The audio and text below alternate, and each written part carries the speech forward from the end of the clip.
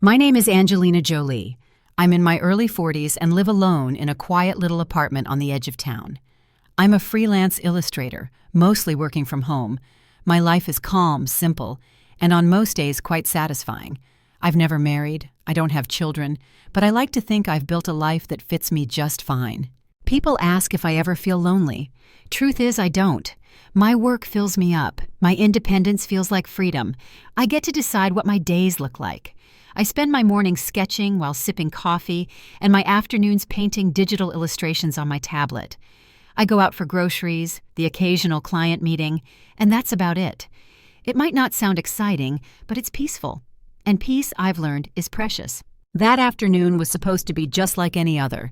I had just submitted a client project and was rewarding myself with tea and leftover cookies my brother Victor brought me last time he visited. Victor is 5 years older than me. He works in sales at a big publishing company and is constantly traveling for work. He's the type who shows up unannounced with treats and stories. He's protective, thoughtful, and surprisingly gentle for someone always in a suit. His wife Patty, on the other hand, has always been complicated. Don't get me wrong, she's not a bad person, but she's hard for me to relate to. Patty is glamorous, always dressed to impress with flawless nails and designer handbags. There's nothing wrong with that. It's just that she makes it very clear that I'm not like her, and she often brings it up. Once at a family Christmas dinner, she laughed and said, "Angelina, are you one of those women who thinks she can stay single forever because she's still young and hot?" I remember laughing along, but my heart sank a little. Comments like that stick. They linger. I chose to live far from Victor's home, partly because I didn't want to run into Patty too often. But there was one bright spot in that household I always looked forward to seeing: Mia, their 10-year-old daughter and my beloved niece. Mia is a gentle soul. She's thoughtful and curious, and there's a quiet strength about her. She loves to draw, and the first time she came over and saw my workspace, her eyes lit up. I let her use my tablet, and she drew a picture of her school backpack, a pale blue one she carries every day. She told me it gets heavy with books and her tablet, and in the summer, her water bottle makes it feel like she's carrying bricks.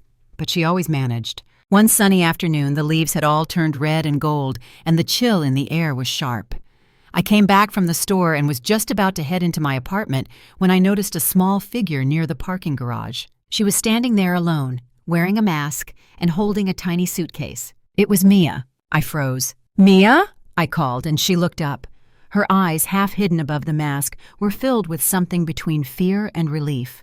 "What are you doing here, sweetie?" I asked as I hurried over. "And what's with the suitcase?" She looked down and then whispered, "Mom said I should stay with you. For a while." "For a while?" Mia pointed to my purse. "She sent you a message. On your phone." I quickly fumbled for my phone.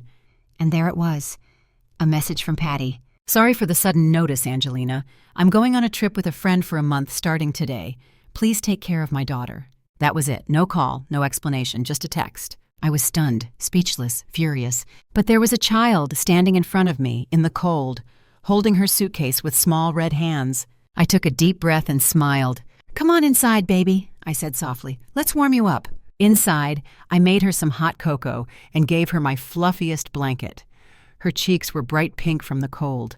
Her fingers trembled slightly. She wrapped them around the mug and took tiny sips. Then she told me what had happened. That morning, she had been in her room drawing when Patty barged in and handed her the suitcase. "Mia, you're going to Aunt Angelina's today.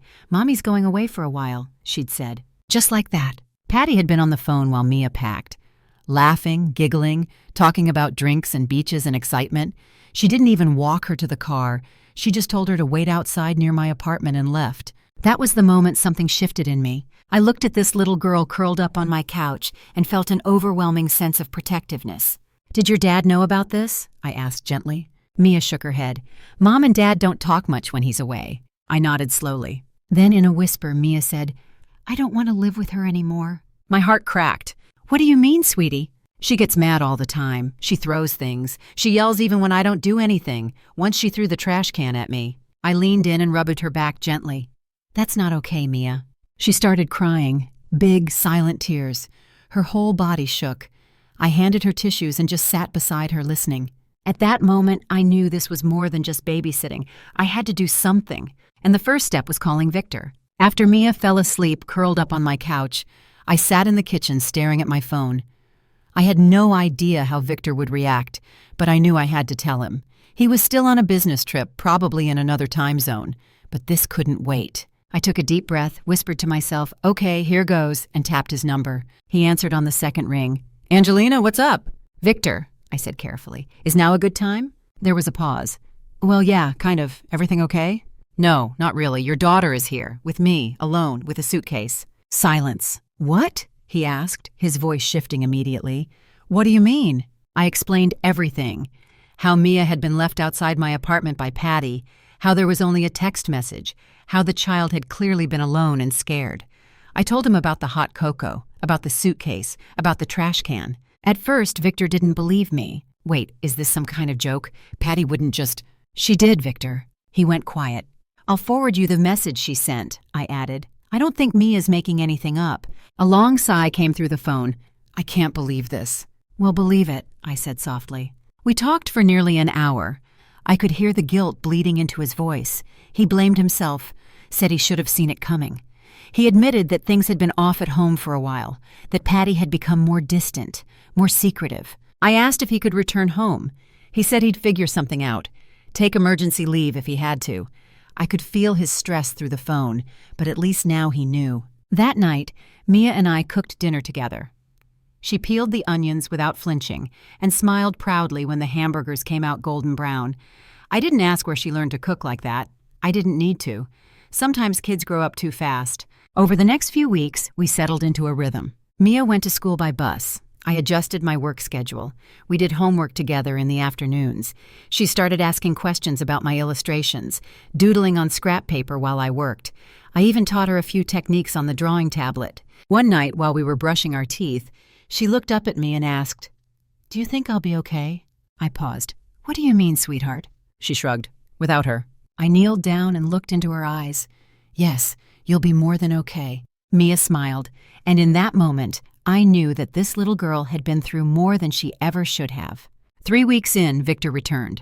He looked tired, older, worn down in a way I'd never seen before. But when Mia ran into his arms, he knelt down and held her tightly, burying his face in her hair. She didn't cry. She just hugged him like she'd been waiting her whole life for that moment. We sat down together after Mia went to bed and discussed everything. That's when I showed him what I'd found on Patty's computer. I hadn't planned on snooping. But a few days before Victor arrived, Mia asked me if I thought her mom had a boyfriend. I didn't know what to say. So I asked why she thought that. "She always hides her phone. And when she talks to him, she smiles in this weird way," she said. "It's not how she talks to Dad." That night, when Mia went to sleep, I opened Patty's old laptop she had left behind. It didn't take long. There were emails, dozens of them, messages between Patty and a man I didn't recognize. They talked about weekend getaways, hotel rooms, wine lists, even spa appointments. One message stood out. "I'm finally free for a whole month. Let's make it count. She won't even know I'm gone." It was dated 2 days before Patty dumped Mia on my doorstep. I printed the emails and handed them to Victor. He didn't say anything for a long time. He just stared at the pages. His hands trembled slightly as he turned each one over. Eventually, he asked, "So all those weekend shopping trips, the girls' outings—" "Yeah," I said gently. "They weren't just girls' outings." He sat back and let out a long exhale. Then he nodded slowly. "Thank you," he said, "for protecting her, for being here." "You don't need to thank me," I replied. "I love her. I always have." "I know," he whispered. The next morning, Patty called me. She was at the airport. "Amy, thanks for taking care of my daughter this past month," she said like she was picking up dry cleaning. "I'll swing by tomorrow to get her." I blinked. "What are you talking about?" I asked calmly. Her voice rose. "Don't play dumb. I dropped her off at your place. You should know that." "No, you didn't," I said. "I never saw you, and I didn't get any messages." "Yes, you did." "I didn't." I could hear her panic rising. She started yelling, saying I was being irresponsible, that I'd be to blame if anything happened. Then she hung up. 10 minutes later, she called again, even more hysterical. Apparently, she couldn't reach Mia's kid-friendly phone. She kept yelling over me until I suggested, very sweetly, that she might want to head home and check if Mia was there. "Oh, that's maybe a good idea." "Yes," I said, "maybe it is." She hung up again. Victor and I waited. It was a quiet afternoon, the kind that carries tension in the air.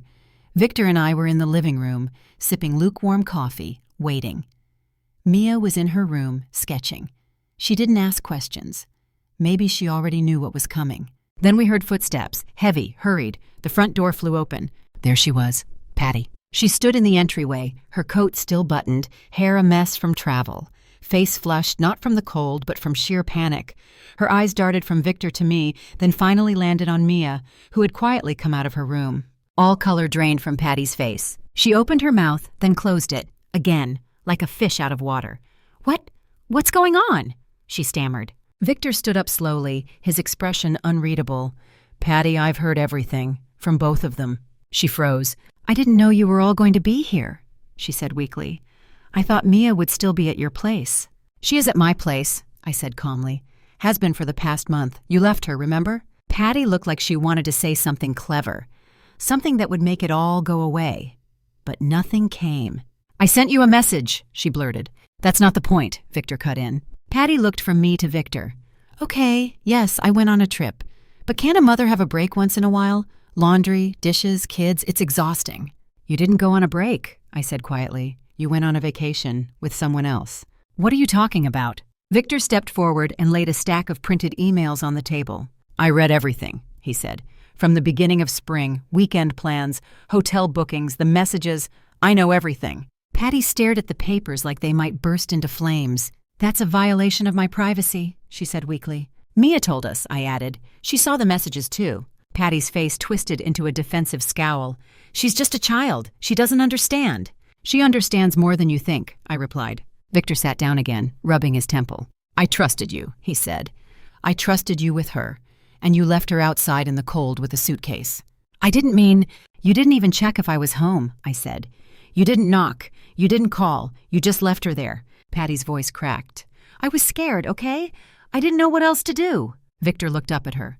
"No, you weren't scared. You were selfish." Mia stepped forward. Her voice was small but clear. "Mom," she said, "you told me not to stay up late, but you stayed out all night, and when I spilled juice, you threw the trash can."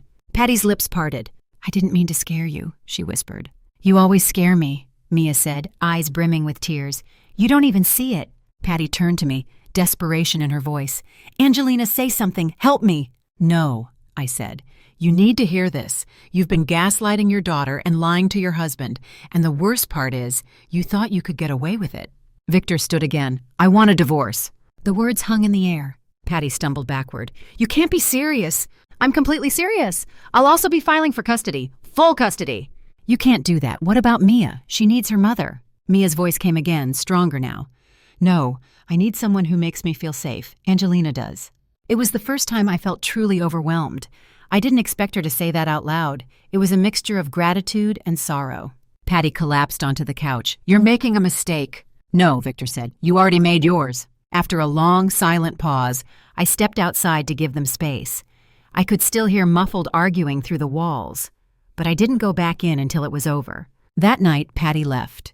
She didn't say goodbye, just packed her things and disappeared into the dark. Victor sat with Mia in her room, reading from a book she liked. They held hands. I sat in the kitchen listening. It was over. 6 months passed, almost like the changing of seasons. Quietly, subtly, but deeply. Patty didn't contest the divorce. Maybe she knew there wasn't much of a fight to put up. The custody case was quick, clear, and final. Victor got full custody of Mia. Patty moved back to her parents' home in her hometown, which I later learned was a small rural city several hours away. As for the man she had been seeing, he disappeared the moment he heard the word divorce. He stopped replying to her messages, deleted his social media, and vanished. Patty was left alone, burdened with legal fees, child support payments, and a lot of regret. She had to ask her parents to help cover most of it, which meant she lost her freedom too.